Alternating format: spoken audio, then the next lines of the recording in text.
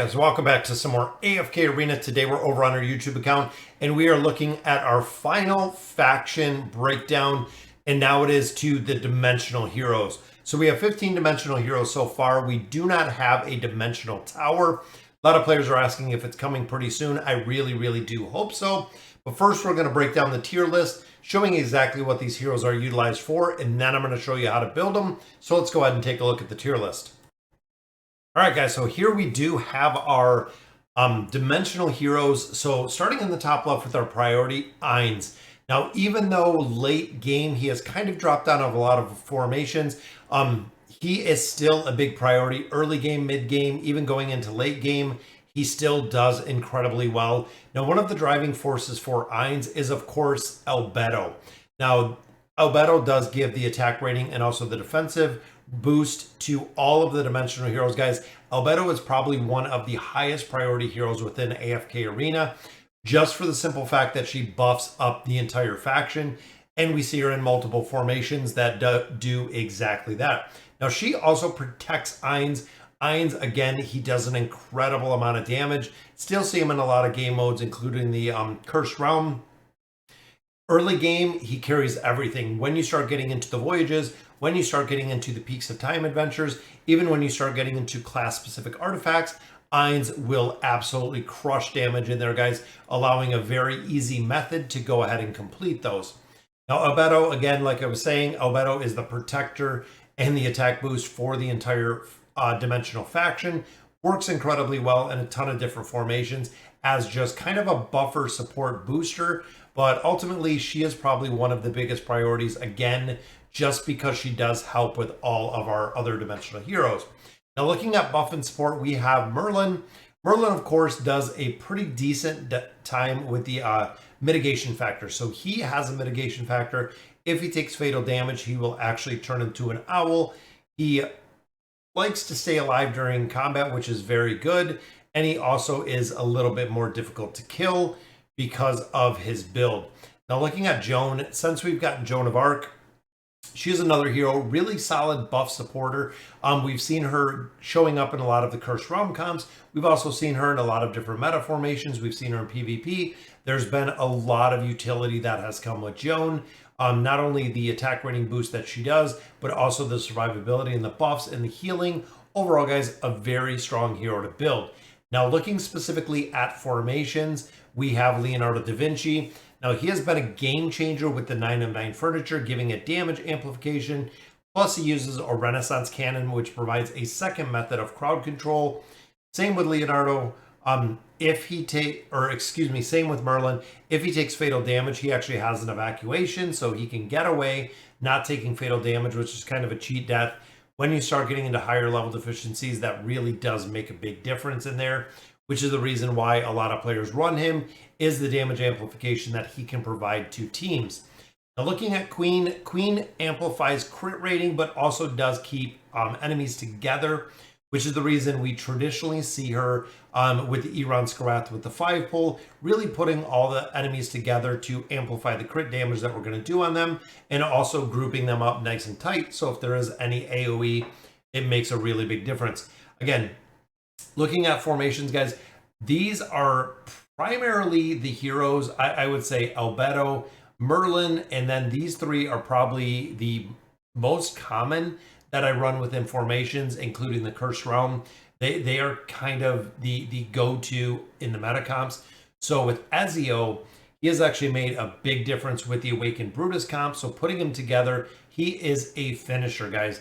He will actually insta-kill heroes enemies once they get to a certain amount of HP, which again, Brutus can get them low, Brutus can defend, he can take them out. We also see him in a couple different formations, including sometimes run with Leonardo da Vinci, also sometimes runs with Ainz. Ainz can get the HP low enough for Ezio to actually finish them. Now, looking at our two niche heroes, Prince of Persia, he has an AoE crowd control. That was really his very sweet spot. He has actually a double cheat death, so he can actually take fatal damage twice if you have him built out, but he has lost a lot of footing when it comes to AFK Arena, when it comes to the damage, it dropped out of pretty much all of the meta formations, has dropped out of, I believe at this point, all of the Cursed Realm formations, but he still does provide an incredible amount of crowd control. If you can get them grouped up, guys, it's an AoE crowd control, AoE stun, which works incredibly well. Just like Joker, Joker, again, kind of niche if you have him built. He is triggered by crowd control. That is the main reason why players do use him. Big thing with him, guys, is it doesn't seem like he's putting up enough consistent damage. Even players that have him completely built out, he's been kind of backlined. Twisted Realm, Cursed Realm, he's not utilized at all. But there are a couple players that run like a Gwen comp. So Gwen, Hendrik with him, allowing him to, again, get that, I believe it is the all-for-one ability to get some damage out there. But overall, doesn't seem like he's really as strong as he was when he came out, and he's lost again a lot of footing when it comes to formations. Now looking at PvP, so as you can see, guys, Geralt and Yennefer kind of fall within the PvP. You could even do possibly a little bit of crowd control for Yennefer. Have not seen them at all in short of, I think, one Cursed Realm formation, if Yennefer's even still in that Cursed Realm formation. But overall, did not have quite the impact that a lot of us were thinking. PvP with 9 of 9 Geralt actually does pretty well within the PvP aspect within the LC tournament. He works pretty well because of the crowd control aspect. Also, if you're fighting the Greyborns or the Hypogeans, you do get a pretty solid bonus in there. Now, a lot of players pair him with Yennefer again for that crowd control aspect, which is where we predominantly see them.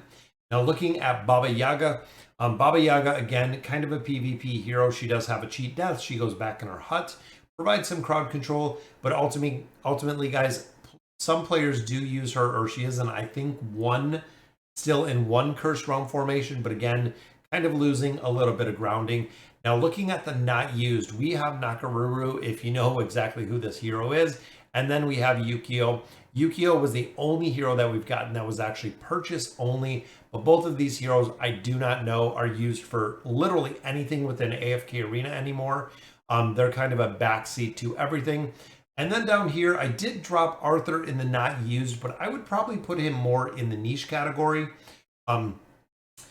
He was actually the first dimensional we got, and it was just an absolute game changer when he was released. Just with the power creep as we continue to add another 14 dimensional heroes, as you see here today. Or no, he might have been the third. Might have been the second or third.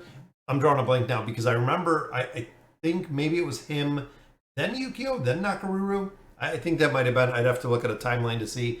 But ultimately, he amplifies the damage of heroes behind him, but has since kind of fallen out of formations. We don't see him in PvP, Cursed Realm, Twisted Realm. We do not see him there either. I've seen him run in the Rift a little bit just for the tanking kind of attributes that he gets with beacons behind him. But overall, guys, it doesn't seem like he has very many uses or very much really play within game modes at all. Even having him built out, he is kind of sidelined. I could not personally even tell you the last time that I did use Arthur within a formation. So guys, that'll do it for the tier list. Again, it is kind of subject to where you utilize the heroes and how you have them built. If you have a hero, let's say like Joker, that is completely maxed out as big as he can. Can you make him work? Absolutely, guys. You can put him in formations. You can make him work. Is he going to be the best in slot, or is he going to be really the go-to for the meta comp? It is not going to be the case, but let's go ahead and look at the builds. All right, so back to the heroes themselves, guys. We're going to go through the builds in here. So looking at Ainz, again, because of the power he does, he's actually fallen down a little bit, but he still does an incredible amount of damage with his skills and abilities. I would build him out even today for the simple fact that he carries for so many different aspects of AFK Arena, which is really the reason why you build him. Again, when you look at Voyages, when you look at Peaks of Time Adventure, when you look at a lot of the trials, incredibly easy to go in there with Ainz and Albedo and clear them out as long as you got a little bit of support. Very strong hero. Him and Lucretia do absolutely well. Lucretia, of course, can do it by himself. Ainz will get to a point where they need more damage. So getting a boost from Mortis or getting a boost from usually a hero running in there like Albedo, but he is going to need something to continue to carry the damage to make him kind of viable as you start getting into end game. Now, looking at Leonardo again, super good with the crowd control, guys. Looking here, the significant amount you can see when Leonardo triggers evacuation as a result, he has a damage mitigation. A dead hero doesn't really do any damage, guys. Plus 20 is good on him. Plus 30, I would absolutely go for. But Leonardo's big thing is this 9 of 9 furniture. That is the damage amplification factor that he picks up with the 9 of 9 furniture. So 209 would work. 309 is definitely better. And I did put plus 30 on him. Eventually, you are going to, if you're utilizing him, the evacuation school, when using his evacuation, which is his cheat death, he will use Renaissance Cannon, which of course is a stun, guys. So if he does take damage, he runs away and then he stuns the targets instantly. Very strong addition to his build. Now looking at Joan, again, the 209 would be ideal for her. The plus 30 if you want this damage mitigation, which not a huge damage mitigation, but every little bit can help. A lot of reasons why they run her, especially I run her within the Temporal Rift. Works incredibly well because of this damage mitigation factor when she plants the banner. Now looking again at the 9 of 9 furniture, when she casts her ultimate, the protection value will no longer be cleared. This is pretty big, again, addressing the survivability that we see with Joan. So getting her again, the 209 and plus 30 would be ideal. Whenever allies are behind the Phantom Standard, which she drops on the enemy side, she receives healing. But it also, their attack rating and defense rating is increased. So now she is not only she's a buffer within there, but she also provides some healing. She provides some shielding. A good all-around dimensional hero to build. Again, 209, 30 would probably be ideal. 30 or 309, 30 if you want to build her up again for the mitigation factor, which I do love building her up. Now, Queen, she is another hero, guys. The plus 20 signature items, really all you need. The plus 30 Queen gains an additional crit rating and crit damage. That really doesn't make that big of a difference because Queen is not a significant damage dealer, but the 9 of 9 furniture on her does help a little bit just because, again, for the attack rating boost to finish out the enemies that are on there. Now, I built her to this plus 30 right here, and as you can see, Queen's crit rating is increased by 10, defense is by 35%. They've made her very specific just to her, which a lot of players don't like. And the big thing, of course, with building out the furniture is you pick up the tenacity. This is really the big one, guys. Queen will ult to do her crowd control. If you don't have the tenacity there, it will miss or it'll say, I believe, immune if they're not taking damage. So again, the 209, really 30 is ideal build for her if you're using her within campaign formations. Even when you start getting into the Curse Realm with her, you have to have her built out with that plus 30 engraving. Now, looking at Geralt, again, PvP, he is really the build. With him being a warrior class, building him out, the stronger that you build him out will be better because it addresses the survivability issues that we have with him. Now, the big thing with him is the 9 of 9 furniture, guys. This is the crowd control aspect that he puts in here. 3.5 second freeze, which is super strong, guys. And then, of course, I built him out a little bit stronger with the plus 30 signature item. Again, the big thing with this is the survivability, picking up those stats. Now, looking here again, if you are PvP heavy, building them out to the plus 60 or plus 80 would be ideal. But I would go, looking at his stats here, I would go probably 209, probably 209, 30 would be ideal. Again, right here, he gets a decent amount of haste, which I like because that is going to allow him to crowd control a little bit quicker, making him kind of effective. Now, Albedo, guys, 303 is the only place she needs to be. This will give her the attack and the defense rating from the signature item. And then when it comes to the furniture, the 3 of 9 is the big one that gives Albedo immunity. Now, if she doesn't have the immunity, guys, you'll see her getting bursted down super fast, which is the reason you have to build her up a little bit higher. Now, again, this plus 30 engraving is not required, but she does have crowd control similar to what we see with Queen. gives her a tiny bit of tenacity. But overall, guys, a plus 30 with the 3 of 9 furniture is real. 3 of 9 furniture is really all that you do have to build her. Now, Ezio, plus 30 signature item, just because of the smoke bomb effect. This goes hand in hand with the ability to keep him alive. So that is one of the big things, guys, is if you don't have the plus 30 signature item, you'll see he actually dies out pretty quick. And then also the 9 of 9 furniture on him is very important. He comes out and starts the battle with half of his energy full, which again is super, super strong, guys. Plus 20, you probably could get away with just because of the damage reduction.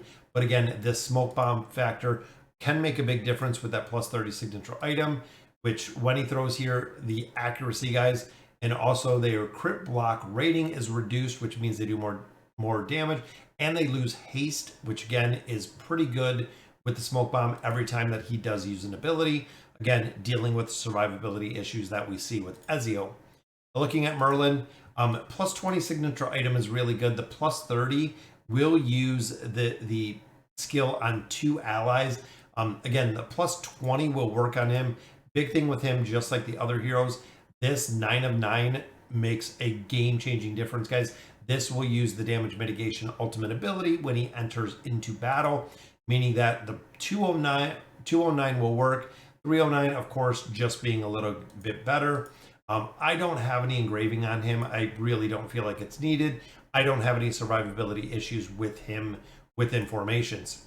Now, Prince of Persia, he has another one. The attack rating increased by 30%. He has a big buff for the attack rating, but really the plus 20 is all that you need. You can see there's a 5% difference, but looking at his plus 20, taking him to plus 30, he doesn't do much damage. Honestly, overall, he doesn't do much damage. But again, this 9 of 9 furniture gives the recall ability, which is his version of the cheat death, can be triggered 2 times, which means the 209 for the Prince of Persia will work incredibly well. Now, Yennefer, kind of still on the fence with her. The plus 30 for her is very situational, because if nobody comes on the allied side, this magical barrier isn't really going to do much of anything, which I don't like anything that is kind of conditional when you're building out heroes. And then looking here, guys, it seems like, again, if you're building around PvP wise, that you would have to absolutely build her with the 9 of 9 furniture. When she receives melee damage from an enemy hero, she teleports herself and the enemy to the back line, to the respective back line. This effect can be triggered once. The big thing here is immune to crowd control when she is using the skill, guys. So if somebody gets to her, she's going to teleport them to the enemy side of the back line, and then she is going to come back to her side, essentially getting away from the target. Not really a cheat death, but overall, guys, it seems like if you want to do damage with her, you're going to have to max these out. But ultimately, it seems like the 209 would be ideal, or even the 203 would really be ideal, just for the simple fact that she's really there for crowd control. She really doesn't do too much damage within formations. Now, Arthur, the 303 is really the place to build him out. When 2 or more allies are behind there, Arthur becomes immune to control effects, which is very good. That again addresses the survivability that we see with Arthur. The 3 of 9 furniture for him. When he uses this, it gives them a shield, which again, it kind of offsets the damage. The big thing with Arthur, guys, is he does not have an immunity. So when it comes to AFK Arena and tanks, a lot of tanks, when you start getting into the higher level deficiencies, will just get absolutely crushed very, very quickly, because again, they don't have an immunity to withstand the burst damage that we're seeing with team comps. So again, the 303 is really the ideal build for him, just because again, it'll deal with some of the survivability issues. Now, Joker, again, he's another one. 303 would be really the place to build him. That's where I built him. If you're using him in a lot of different formations, you could build him a little bit higher. Do I feel it's worth it for what I use him for? Not at all, guys. And you can see most of this is triggered off of Queen, as well. So Queen and Joker running together, which I can't even tell you the last time I've ever seen them run together. Most players will run Queen within a 5-pole formation, and then Joker isn't left for really anything. Now, Baba Yaga, she's pretty interesting. I do the plus 30 again because she does a considerable amount of damage. So a lot of players that might not have her built wouldn't see it until you do get her actually built. So the Soul Pilfer ability, she will retain their attributes, increasing the damage that she does. Looking at the the 3 of 9, absolutely, this is very, very good. Now, the 9 of 9 is good as well if you are using her, because if she goes to the treehouse, guys, this is going to give her enough to cast her crowd control aspect when she comes out. If you're running her in PvP, 9 of 9, absolutely. If you're running her in other game modes, such as the Cursed Realm, this is not really a big priority, because essentially she's not going to take the fatal damage to go into the treehouse, which means that this skill would essentially not have anything. So 303 would be good for her, guys. Even the engraving, to lose a little bit of energy, not a big driving factor in there, short of getting the stats for her to do more damage. So again, the 303 on her will work. Yukio, I got a plus 30 signature item on him. Ultimately, he is not used for anything. A lot of players that even do have him built out, even stacking his damage 15 times, he doesn't do enough damage, guys. This combat rating is so low, doesn't really make a difference. Only thing that people use him for is to kind of cheese the Flora comp, which again, there's a couple of heroes, a couple different ways you can do that. But overall, that is the only thing I've seen him used for actually an incredible amount of time. But now that we have other heroes kind of replaced him, if you have Yukio, guys, build him out if you want, but there is no reason for it. Same with Nakaruru. You can see we're at a plus 10 signature item right here. She was viable when she came out. She was actually pretty decent when she came out. I have her on the FHG account, and I have her built up considerably. But overall, guys, again, with the damage that she does as a ranger class, the combat rating is super low on her, meaning that she isn't going to do much damage. Now, she does go through shields, which is nice, but ultimately, as we've continued to get more heroes and kind of got further in the power creep, she really doesn't do much of anything within formations. So, all right, guys, so that'll do it for our last and final faction, guys, our dimensional heroes. Let me know in the comments what you guys think of them, and as always, thank you guys for watching.